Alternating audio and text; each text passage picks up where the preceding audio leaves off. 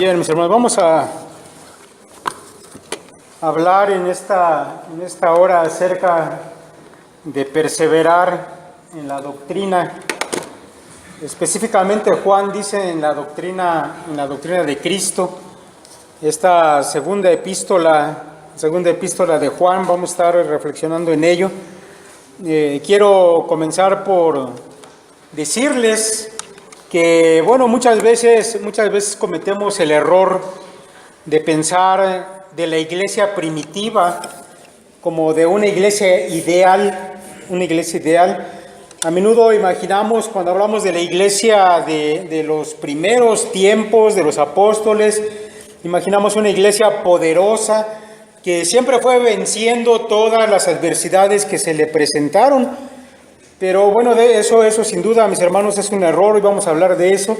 También un error que cometemos al pensar en esta iglesia apostólica es en que todos los problemas que tuvo que enfrentar pues venían de fuera, es decir, de las persecuciones tanto de judíos como de gentiles. Mire, la verdad es que los problemas más graves que tuvieron que enfrentar los primeros cristianos y de los cuales no siempre lograron sobreponerse, venían de dentro de las mismas congregaciones. Sabemos, mis hermanos, por las epístolas del Nuevo Testamento, de grandes dificultades, de luchas que se daban dentro de las congregaciones. Por ejemplo, el apóstol Pablo, cuando escribe a los corintios, él les hace saber que él estaba pues ya al tanto de los pleitos y de esas divisiones que estaban teniendo lugar dentro de la iglesia. El apóstol Pablo dice: os ruego pues, hermanos, por el nombre de nuestro Señor Jesucristo, que habléis todos una misma cosa, que no haya entre vosotros divisiones, sino que estáis perfectamente unidos en una misma mente y en un mismo parecer, porque he sido informado acerca de vosotros, hermanos míos, por los de Cloé, que hay entre vosotros contiendas. Por ejemplo, ahí el apóstol Pablo pues nos deja en claro que dentro de las iglesias que él había fundado estaban comenzando a haber problemas internos. También, mis hermanos, sabemos por esas mismas epístolas que falsos maestros se estaban levantando en medio de la iglesia y la iglesia estaba, mis hermanos, prestando oído a estos falsos maestros, y eso había traído gran tristeza y preocupación al corazón de Pablo. Por ejemplo, en la segunda epístola a Corintios dice el apóstol: porque os celo con celo de Dios, pues he desposado con un solo esposo para presentarnos como una virgen pura a Cristo. Pero temo que como la serpiente con su astucia engañó a Eva, vuestros sentidos sean de alguna manera extraviados de la sincera fidelidad a Cristo. Porque si viene alguno predicando a otro Jesús que el que hemos predicado, o si recibís otro espíritu que el que habéis recibido, u otro evangelio que el que habéis aceptado, bien lo toleráis, y pienso que en nada he sido inferior a aquellos grandes apóstoles, dice Pablo con sarcasmo, refiriéndose a sus adversarios que estaban introduciendo falsas doctrinas a la iglesia. Mis hermanos, pero yendo a las epístolas de Juan, vamos a encontrar algo similar de lo que ya hemos dicho de Pablo y las congregaciones que él había fundado. En el caso de Juan, pues él había fundado iglesias allá en Éfeso. Hay algunos que piensan que las iglesias que Pablo fundó en Éfeso fueron las mismas que pastoreó Juan más adelante. Sin embargo, hay tradiciones muy antiguas que hablan de que Juan mismo se encargó de fundar congregaciones diferentes ahí en ese mismo lugar, en Éfeso. Eusebio, el historiador del siglo IV, cita a Ireneo, un escritor anterior que vivió por allá del año 130 al 200 después de Cristo. Ireneo era obispo de Lyon en Francia, y él cuenta que Juan era una figura principal allá en Asia Menor, en precisamente esa región que el día de hoy en la actualidad es Turquía. Usted debe saber que precisamente allá en Turquía se encuentran la mayoría de esas iglesias a las que Juan dirigió el Apocalipsis.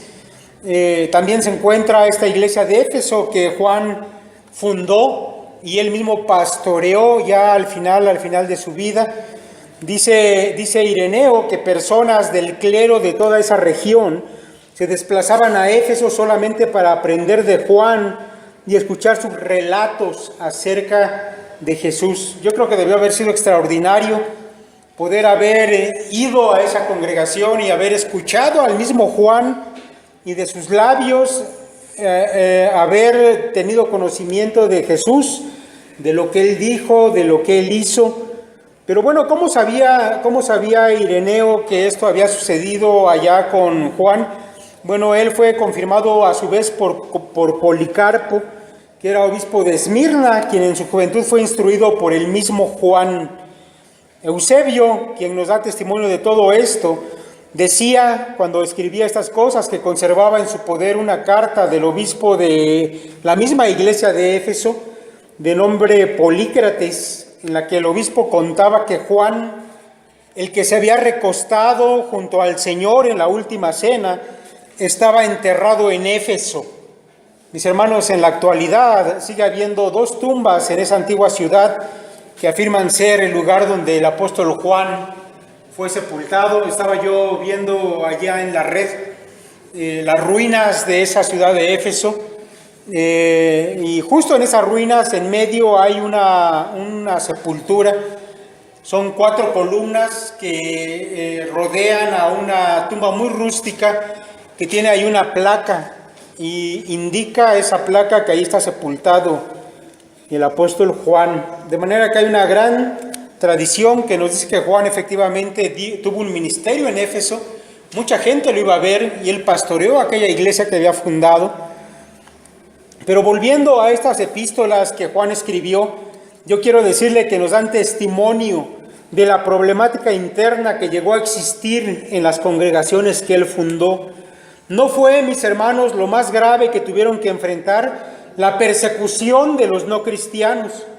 Lo realmente grave para aquellas congregaciones fue el ataque que recibieron desde dentro. Y yo quiero, mi hermano, que usted sepa el día de hoy que los ataques más letales, los más mortíferos en contra de la Iglesia de Cristo, no se han dado por medio de la persecución.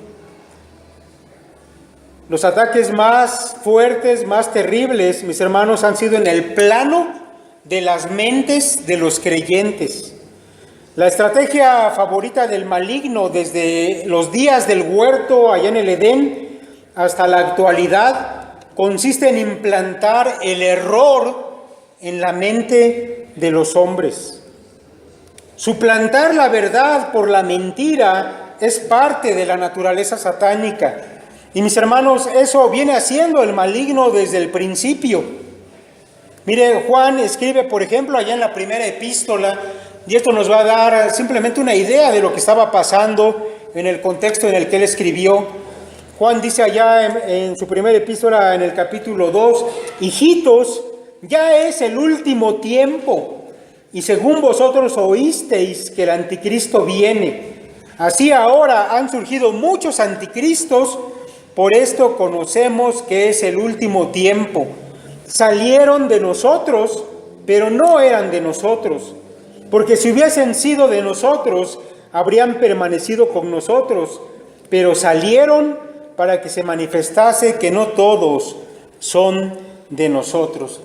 Mis hermanos, para el tiempo que Juan escribe su primera epístola, la iglesia ya se había dividido.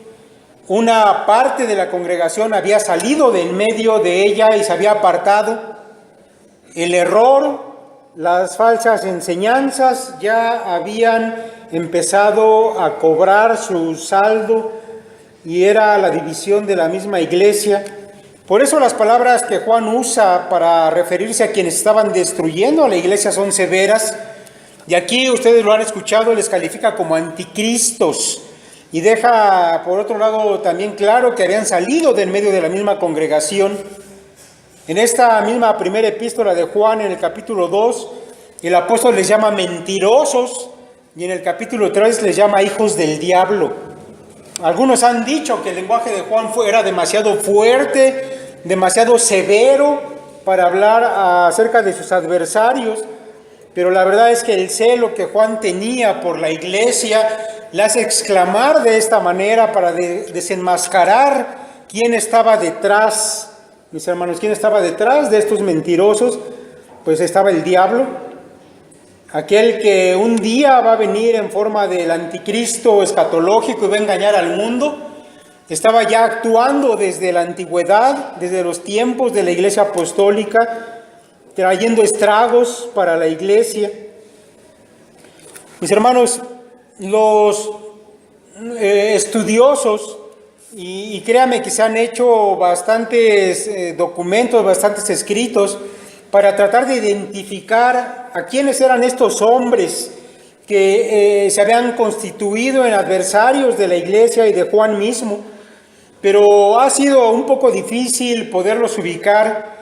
Mire, a diferencia de Pablo, del que Lucas escribió todo un seguimiento histórico en el libro de los Hechos, y usted sabe que tenemos por un lado las epístolas paulinas, pero también está ese libro de los Hechos, en el cual se puede ubicar una cronología incluso de las mismas epístolas, de todo lo que Pablo hizo, de los viajes que realizó, incluso, mis hermanos, de los adversarios que tuvo que enfrentar. A diferencia de eso, de Juan no sabemos gran cosa. De él no hay una cronología que nos diga qué es lo que estaba pasando, cuál era el contexto en el que él escribió estas cartas. Los estudios más completos y actualizados suponen que algunos de entre la iglesia de Éfeso, la que Juan había fundado, se habían levantado tomando el mismo evangelio de Juan, escuche bien esto, ese que nosotros conocemos como el cuarto evangelio, y lo habían comenzado a reinterpretar y lo estaban usando para propagar falsas doctrinas y una vida libertina. Prácticamente, mis hermanos, los herejes secuestraron el cuarto evangelio en las narices del apóstol y a partir de ese evangelio comenzaron a predicar herejías, y sin duda esto debió ser un golpe muy fuerte para el apóstol Juan. Este grupo herético, mis hermanos, había formado un movimiento que los especialistas en la literatura juanina han llegado a llamar un movimiento carismático. Y bueno, este es un término que nosotros escuchamos muy a menudo en estos días. Sin embargo, bueno, este grupo antiguo no tiene nada que ver con el reciente, al menos no tiene una conexión histórica. Vamos a hablar un poquito más adelante de los carismáticos actuales, pero bueno, a este grupo se le llegó a conocer de esta manera. La pregunta de cómo surge este grupo en la iglesia que pastoreaba Juan, bueno, déjame explicarle cómo se dio un poco esto, porque estamos hablando de las falsas doctrinas y de perseverar, mis hermanos, en la doctrina correcta, y tenemos que aprender de la historia, de lo que fue el contexto en el que se escribieron estas epístolas. Mire, el evangelio que Juan escribió, el que tenemos ahí en nuestra Biblia, el cuarto evangelio, usa una terminología muy especial, una terminología que no utiliza ningún otro evangelio. Frases, por ejemplo, como nacer de nuevo, como beber el agua viva, como comer el pan de vida, no aparecen ni en Mateo, Marcos ni en Lucas, son clásicas de Juan. Y se cree, mis hermanos, que esta forma de expresarse del evangelio llegó a estimular la fantasía de pseudocristianos que comenzaron a inclinarse hacia experiencias místicas basados en esta manera de expresión del evangelio. Así que no, pues ese asunto de nacer de nuevo, seguramente que tiene que significar algo más profundo. Este asunto de haber bebido el agua viva, seguramente es algo para los iniciados. Y comenzaron a fantasear con este tipo de cosas, lo cual no era la intención original de Juan, que se entendiera de esa manera lo que él había escrito. Hubo textos mal interpretados y que fueron usados para apoyar las falsas doctrinas de esos maestros heréticos. Quiero compartirle unas 2 o 3 solamente de lo que hoy en día se sabe, porque sobreviven escritos de estos falsos maestros hasta el día de hoy. Por ejemplo, Juan 14:23 dice así: respondió Jesús y le dijo, el que ama mi palabra guardará, y mi Padre le amará, y vendremos a él y haremos morada con él. Y aquellos hombres dijeron, así que Dios el Padre y Dios el Hijo viene a vivir dentro de mí. Entonces yo tengo una relación ahora con el Padre de una manera directa y ya no importa lo que yo haga en el cuerpo, porque espiritualmente estoy unido con el Padre y con el Hijo. Así que ellos comenzaron a vivir en libertinaje.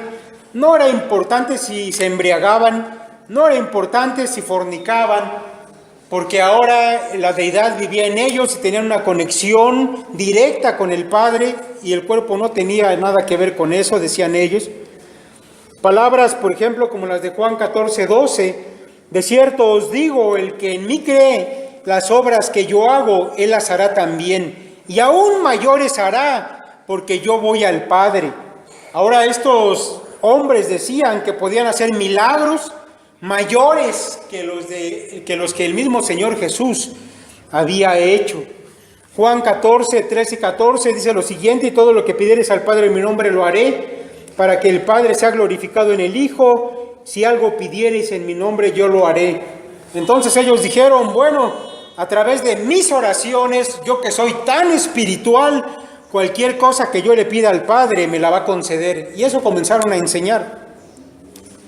Pero tal vez, mis hermanos, lo más peligroso de aquellas malas interpretaciones de la doctrina es que ellos comenzaron a decir que el Espíritu Santo seguía dando revelaciones nuevas por medio de ellos.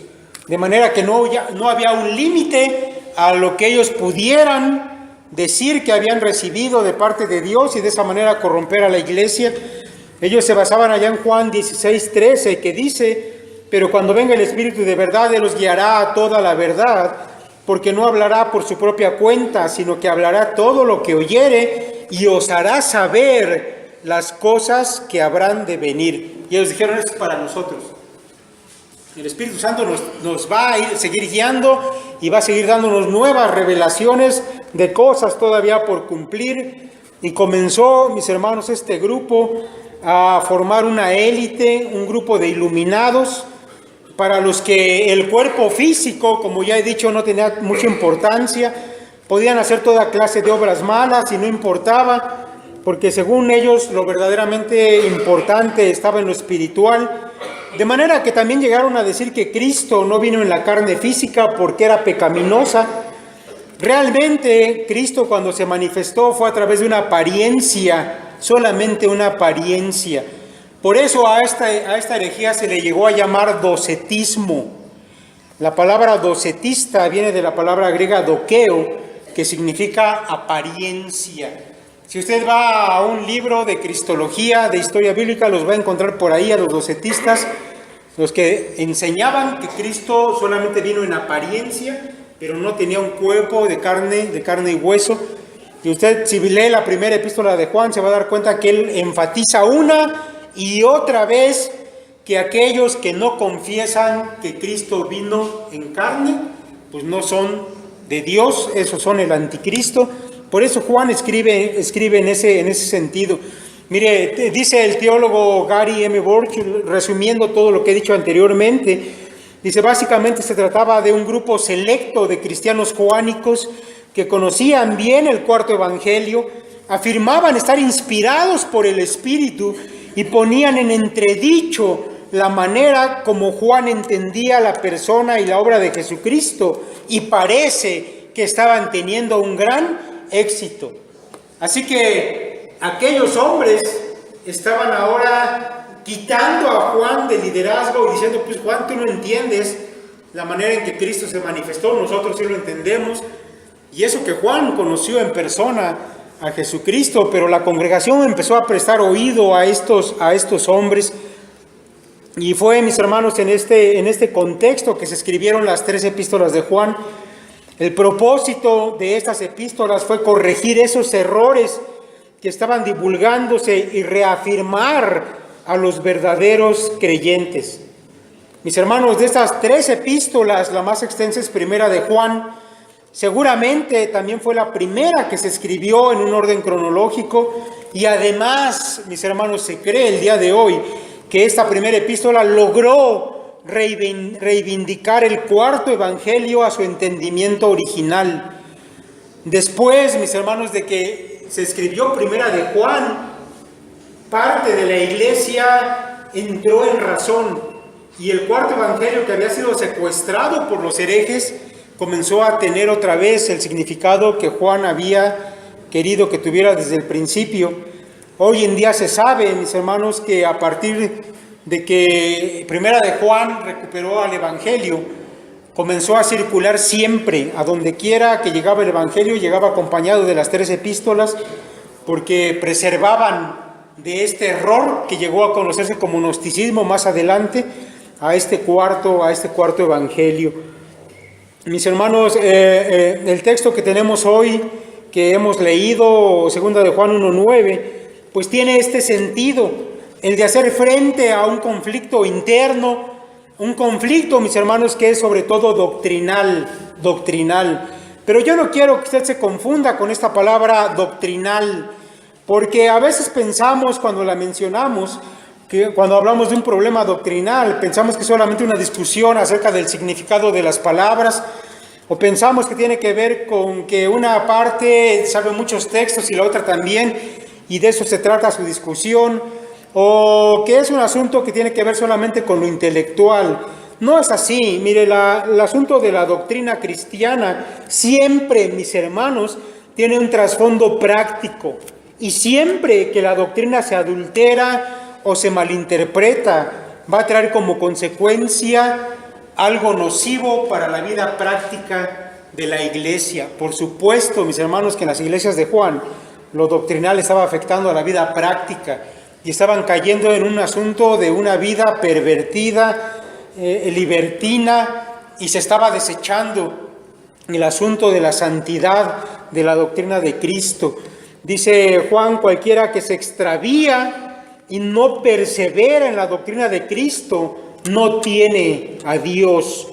Y este texto a mí me parece, mis hermanos, muy interesante, porque nos dice de qué manera es que se manifiesta el error doctrinal en una congregación. ¿Cómo es que comienza a surgir todo esto?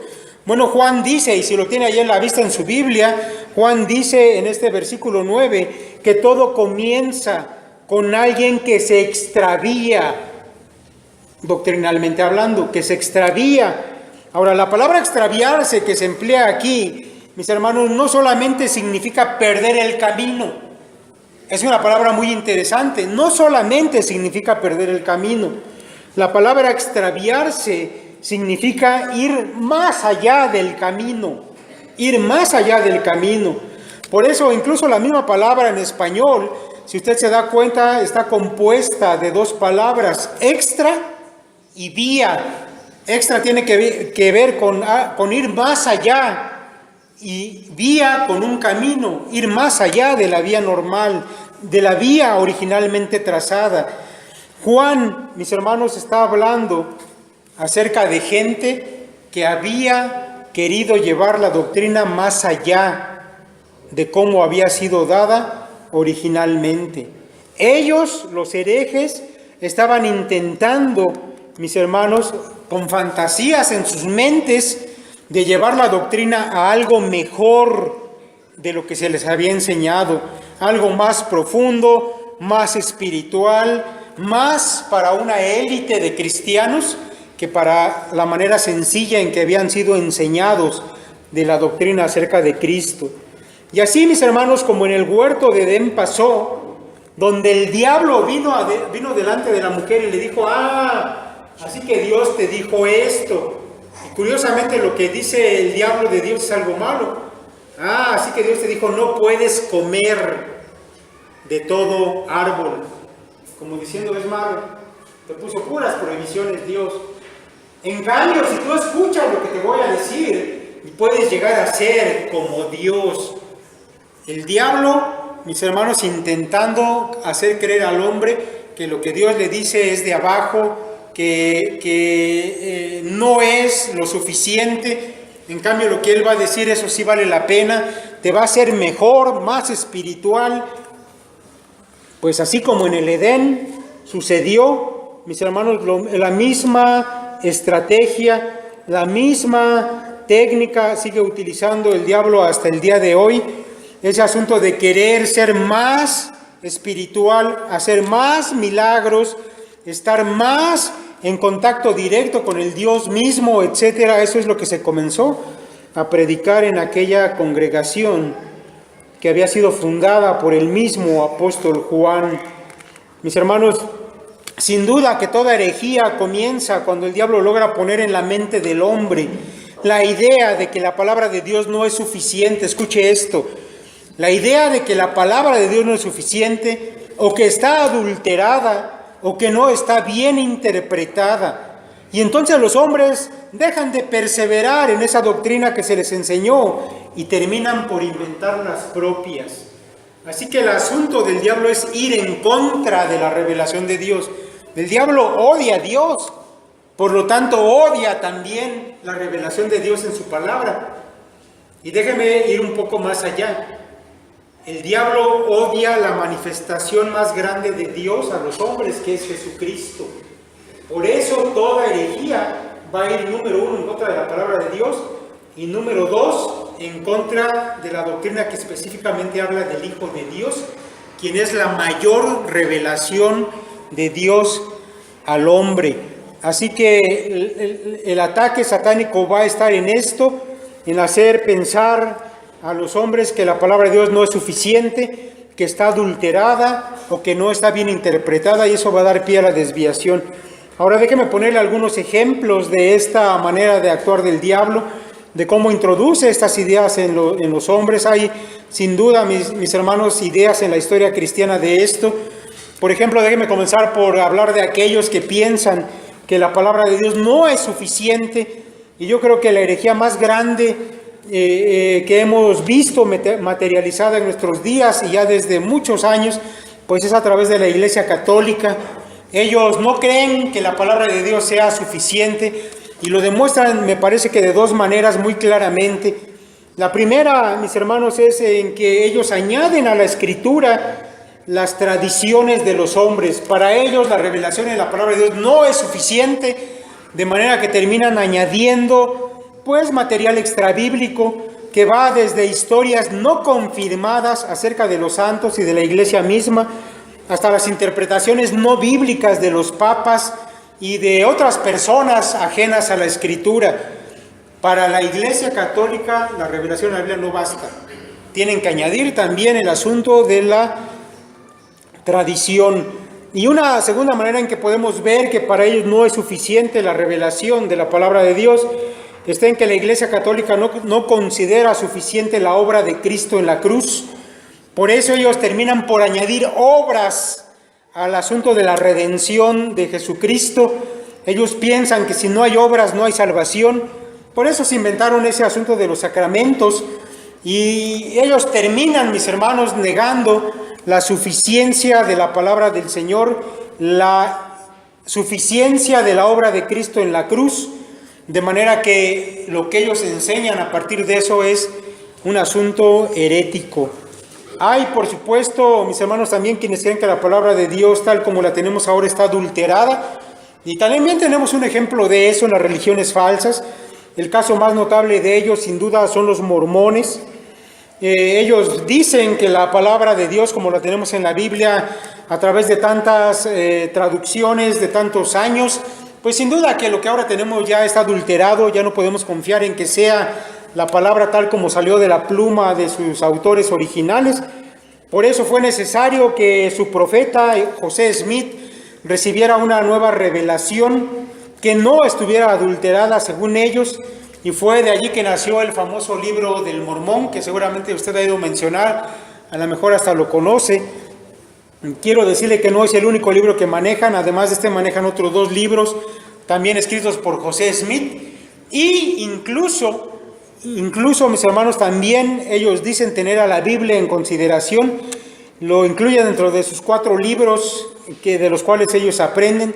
Sin embargo, la Biblia la tienen relegada a un libro pues como de segunda clase, de segunda categoría. Así que ellos decidieron deshacerse de la revelación de la Biblia, tener su libro particular, deshacerse del cristianismo y fundar mejor una nueva creencia. Bueno, yo debo decir que al deshacerse ellos de la Biblia, ya no tuvieron más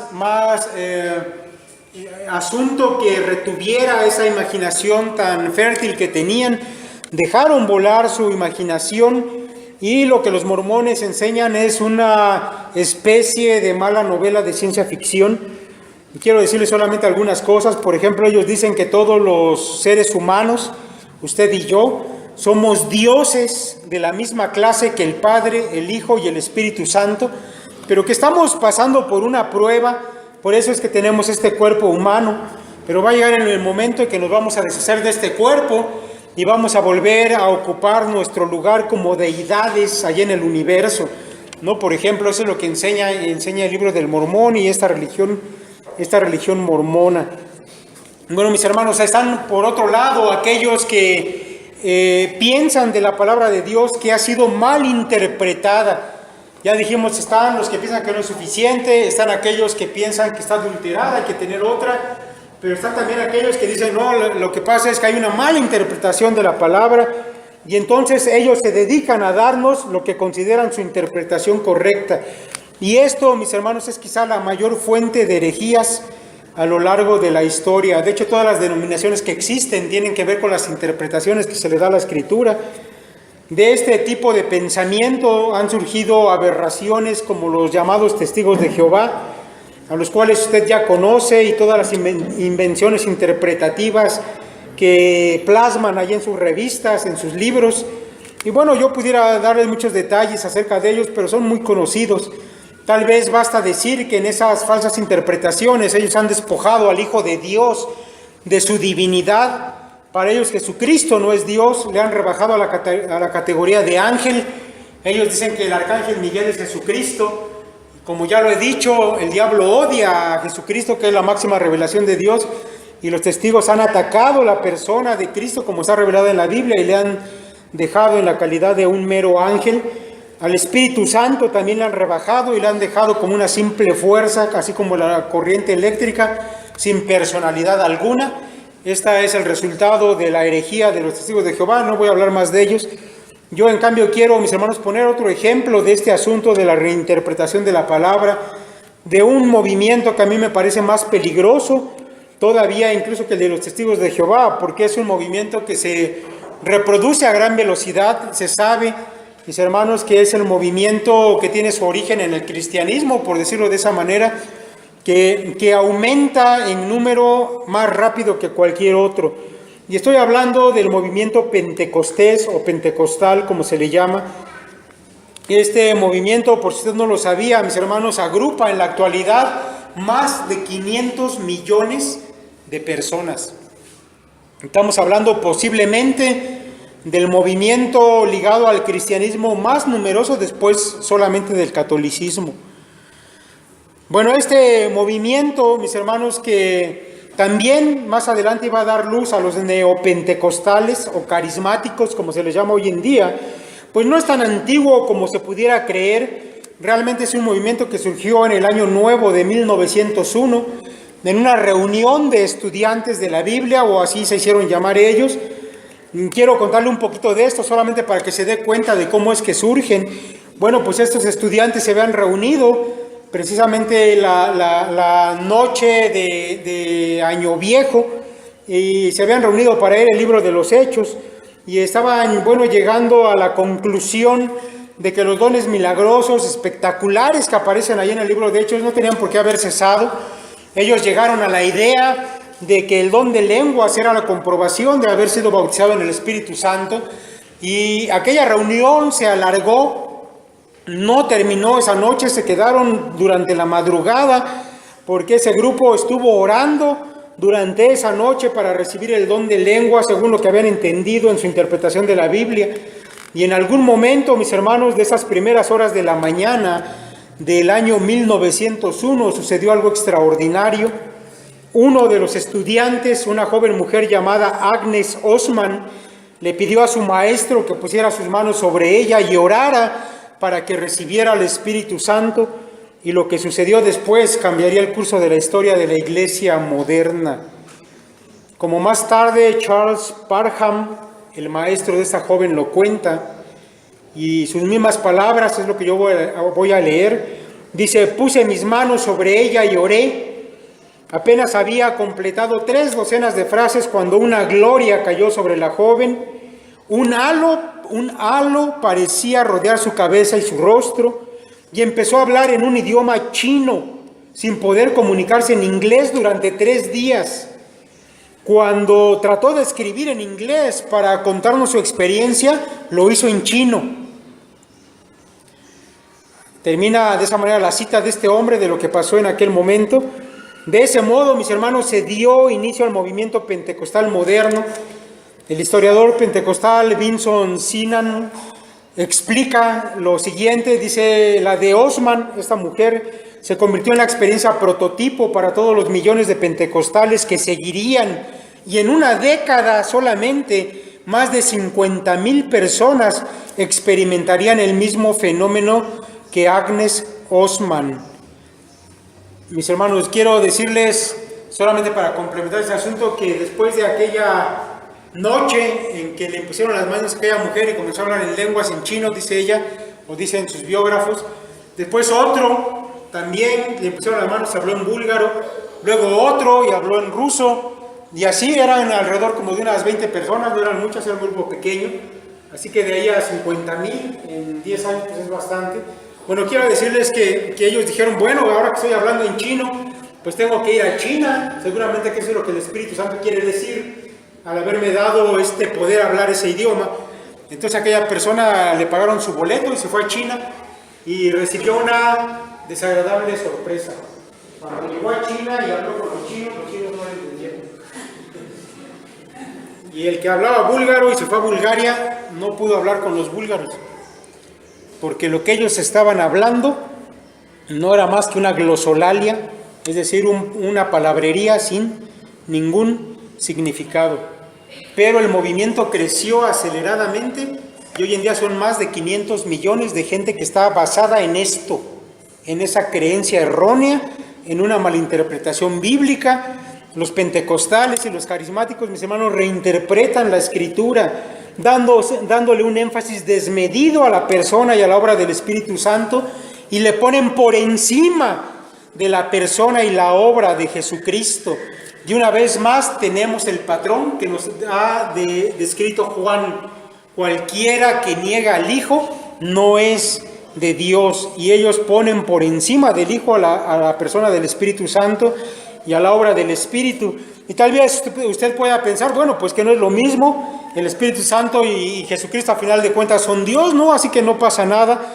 Pero yo quiero decirle que la Escritura, en la revelación original que nos dejó el Señor a través de los apóstoles, te traza un orden. Incluso dentro de las personas de la Trinidad hay un orden y hay un propósito para cada una de ellas. El Señor Jesucristo dice allá en Juan capítulo 16 lo siguiente, dice: pero cuando venga el Espíritu de verdad, Él os guiará toda la verdad, porque no hablará por su propia cuenta, sino que hablará todo lo que oyere y os hará saber las cosas que habrán de venir. Él me glorificará, porque tomará de lo mío y os lo hará saber. Lo que está diciendo el Señor Jesucristo es: cuando venga el Consolador, cuando venga el Espíritu Santo, va a tener una obra en ustedes. Él los va a guiar para que ustedes sepan las cosas que necesitan para glorificarme a mí. El Espíritu Santo tiene la función de guiar a los cristianos a glorificar al Hijo. El Hijo es el que va a recibir la gloria, delante de Él se doblará toda rodilla. Él es el que murió en la cruz, no el Espíritu Santo. Y con esto no quiero decir que el Espíritu sea menos, pero la Biblia nos dice que el que debe recibir la gloria y los cristianos deben manifestar la vida de Jesucristo, no del Espíritu Santo. Así que al entender esta palabra de otra manera, los pentecostales están tergiversando, están cambiando, están torciendo la palabra del Señor. Mire, el pentecostalismo y el carismatismo, mis hermanos, son dos herejías que le han hecho mucho daño a la humanidad. Al torcer la Escritura y predicar una salvación que está basada en obras, en manifestaciones espirituales inexistentes, ellos, mis hermanos, están cayendo en una especie de error semejante al que sucedió en el tiempo del apóstol Juan, que pensaban que eran más espirituales, que estaban más en contacto con Dios, que hacían milagros incluso superiores a los de Cristo mismo. Y esto, mis hermanos, es una falacia, es una mentira, es un error. Bueno, pero siguiendo en este texto, y vamos ya casi a terminar, dice Juan: cualquiera que se extravía y no persevera en la doctrina de Cristo. Ahora, quiero decirle qué significa este asunto de perseverar. La palabra que Juan utiliza para hablar de perseverar en la doctrina de Cristo significa quedarse en un lugar, significa permanecer quieto allí. De hecho, la palabra se llega a traducir como morar o vivir en un lugar específico. Así que lo que Juan está diciendo es: no vayan más allá de la doctrina que se les enseñó. Ustedes quédense, vivan dentro de la doctrina que originalmente recibieron. Ahora, yo quiero decirle otra cosa respecto de este texto. Mire, este asunto de no quedarse en la doctrina, sino intentar ir más allá, pensando que puede ser más espiritual, que puede ser superior a los demás cristianos en su conocimiento, allí está la fuente en donde el diablo se aprovecha, mis hermanos, del orgullo humano para introducir la falsa doctrina. Mire, si usted escucha a alguien, no importa quién sea, que viene y le dice: es que, ¿qué crees? Que yo he descubierto una nueva doctrina. Yo he encontrado en la Biblia algo que nadie había encontrado. Yo he hallado la forma de ser más espiritual, es una nueva receta. Probablemente, mi hermano, esté usted escuchando a un hereje que está cambiando la palabra de Dios. Mire, en la clase que a mí me toca dar los domingos, y ya tiene pues algunos años que estoy dando esta clase de los nuevos creyentes, y no es, mis hermanos, por azar que doy la clase. De hecho, lo comentamos mi hermano David y yo: alguien tenía que dar esa clase que pudiera recibir a la gente que viene de afuera, que no sabemos qué doctrinas traen, y por cuidado de la iglesia, de la doctrina que se predica aquí, no podemos dejar que cualquiera venga y comience a introducir cosas. Quiero comentarle que hace algún tiempo, no mucho, hace algún tiempo comenzó a venir un varón ya de edad a la clase, comenzó a venir varios domingos, y bueno, él daba muestras de conocer la Biblia, recitaba pasajes grandes de la Biblia de memoria, citaba textos. Yo dije: bueno, este hombre sí conoce la escritura. Y de repente un día me dijo: ¿sabe qué? Quiero platicar con usted. Quiero pedirle su opinión respecto de algo que he descubierto en la Biblia. Es algo muy importante. Es más, es tan importante que haga de cuenta que es como si cayera un cometa a la Tierra. Esto va a provocar una gran conmoción en el círculo cristiano, en los círculos cristianos. Y yo quiero pedirle su opinión al respecto. Yo le dije: bueno, está bien, dígame. Y dejó pasar un domingo y dijo: vamos a dejarlo para la próxima semana, porque ahorita no nos va a dar tiempo. Así que la próxima semana vino, traía una libretita por ahí con un montón de textos. De hecho, le tomé fotografías, todavía lo tengo por ahí pues para estudiarlos. Y ya, bueno, comenzamos a ver los textos que él decía, y me dice: la doctrina nueva que yo he descubierto es que nadie se va a quedar en el infierno. El infierno es pasajero, y la Biblia atestigua de que todos, aún la gente pecadora, solamente va a estar un tiempo y después Dios los va a sacar de allí. Y me comenzó a mostrar sus textos. Le dije: bueno, este texto no habla de esto, habla de otra cosa. Este otro texto lo saca usted de contexto, ni siquiera la palabra infierno se menciona aquí. Y se enojó mucho. Me dijo: bueno, si se va a poner en ese plan conmigo de contradecirme lo que le estoy diciendo, ¿sabe qué? Mejor ahí lo dejamos. Azotó la puerta, se salió a media clase, se salió. No regresó nunca. Más adelante, mis hermanos, más recientemente vino una mujer también a la clase, y ella venía a decirme que lo que había descubierto en la Biblia es que el apóstol Pablo es un misógino, un hombre que odia a las mujeres. Esta mujer vino simplemente a querer ver qué decíamos aquí del movimiento feminista. Ella no estaba de acuerdo en que las mujeres se quedaran sentadas, que no fueran pastoras. Y bueno, vino con toda esta serie de asuntos, la confrontamos contra la palabra. Cuando no supo más que decir, se quedó callada, no volvió a decir nada y no volvió a regresar tampoco. Mis hermanos, siempre que alguien viene con una nueva doctrina, tenga cuidado. Siempre que alguien viene a decir que la palabra de Dios es insuficiente, que la palabra de Dios no está bien interpretada, tenga cuidado. Eso fue lo que pasó allá en la iglesia primitiva. Hace unos días estaba yo viendo por allí, mis hermanos, y en este asunto del orgullo humano, de querer ser más, de ir más allá, en lugar de perseverar en lo que se le ha enseñado, estaba yo viendo algunos videos de este hombre Jesús Adrián Romero, seguramente que todos lo conocen. Ha estado considerado incluso como el hombre dedicado a grabar discos, música cristiana más influyente de América Latina. Y lo estaba escuchando en esas ideas que se le han metido últimamente. Digo, yo llegué a escuchar algunas canciones de él, la verdad su letra pues era de alguna manera aceptable, bien, sin ningún asunto, pero bueno, él comenzó últimamente a hablar de cosas raras. Estaba viendo por ahí un video donde explica por qué ahora en su iglesia pone veladoras o velas, mandó a poner vitrales y cantan ahora cantos gregorianos en su congregación. Me parece que está muy similar al asunto de la Iglesia Católica y creo que desde que visitó el Vaticano regresó un poco raro este hombre. Después he escuchado algunas cosas que dice acerca de que la expiación que hizo Jesucristo por los pecados es una falsa doctrina, un mal entendimiento de la palabra de Dios, que eso no es algo que haya enseñado Pablo. Ha hablado también este hombre acerca, mis hermanos, de que lo esencial en la iglesia no es la palabra de Dios, la doctrina, dice él, eso no es algo esencial. Lo verdaderamente esencial en la iglesia, dice él, es la comunión cristiana. De manera que se ha empezado a deslizar grandemente a herejías en la iglesia en la que él pastorea, pero déjame decirle que yo creo, y eso no lo dice en ningún video, yo lo creo, que estos no son pensamientos de él. Él ha comenzado a meterse con una ideología que surge con un teólogo de mucho peso, un anglicano que está considerado por la revista Christianity Today como uno de los 5 teólogos más importantes a nivel mundial en la actualidad. Está considerado también por una gran cantidad de cristianos evangélicos como el erudito más sobresaliente en el pensamiento de Pablo. De hecho, tenemos libros publicados por Teología Cristiana Conservadora de él. Yo he leído un par de libros de él y debo decirles que el hombre es un gran escritor, un gran conocedor. N.T. Wright, Nicholas Thomas Wright, se llama este anglicano. Él es un hombre de mucho conocimiento y ha escrito muchas cosas buenas, pero cuando llega al asunto doctrinal de la salvación, él se desliza y termina diciendo que la expiación no es lo que enseñó Pablo.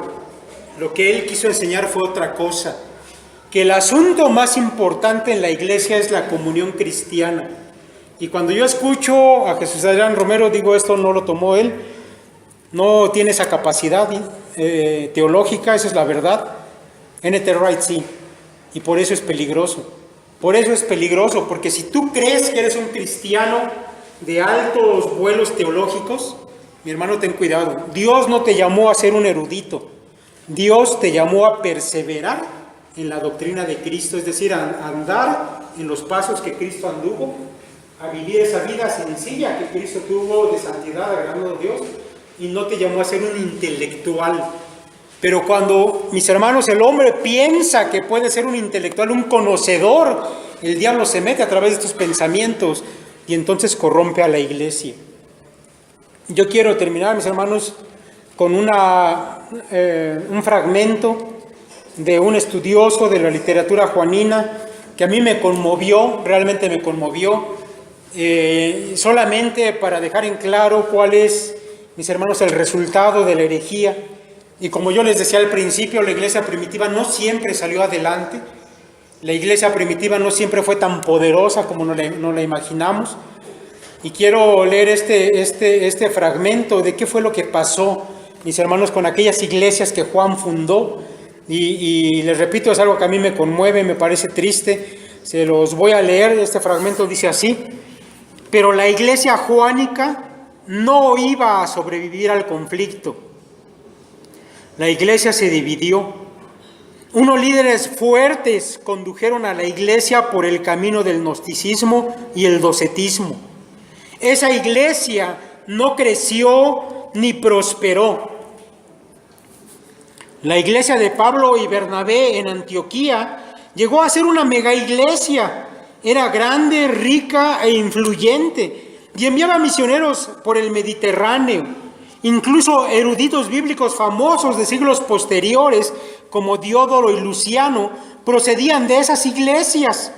Y durante 600 años, hasta la conquista de los omeyas musulmanes, Antioquía proporcionó liderazgo teológico y pastoral al mundo cristiano.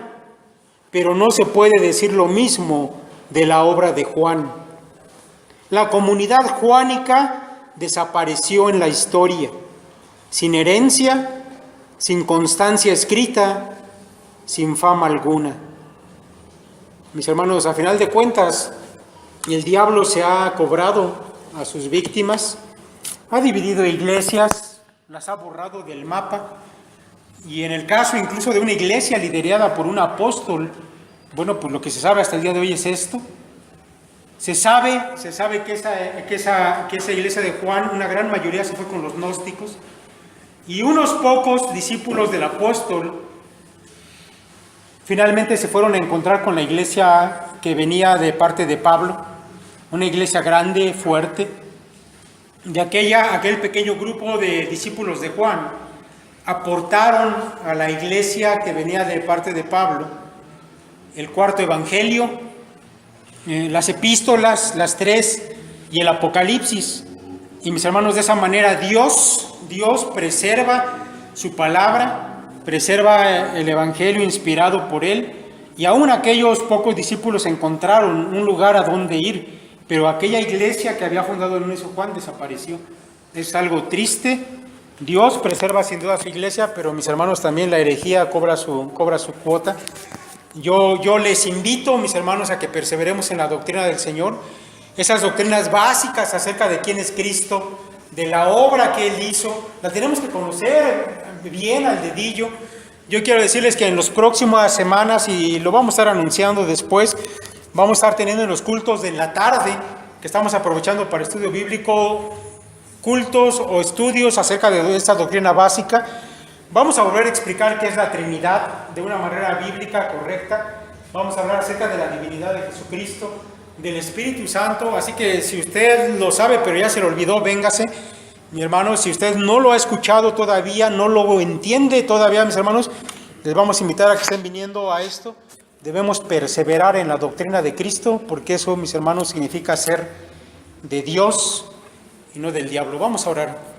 Señor, te damos muchas gracias porque tu palabra, Padre, nos da, Señor, la vía correcta, el camino, Señor, de la verdad que tú, Padre, nos has dado, que has mantenido, Señor, a lo largo de la historia de manera, Señor, incorruptible, porque, Padre, sabemos que la palabra que tenemos el día de hoy es la palabra, Padre, que tú diste a tus santos hace 2000 años, Padre, y la has preservado del error, Señor, y la has preservado, Señor, de las falsas doctrinas.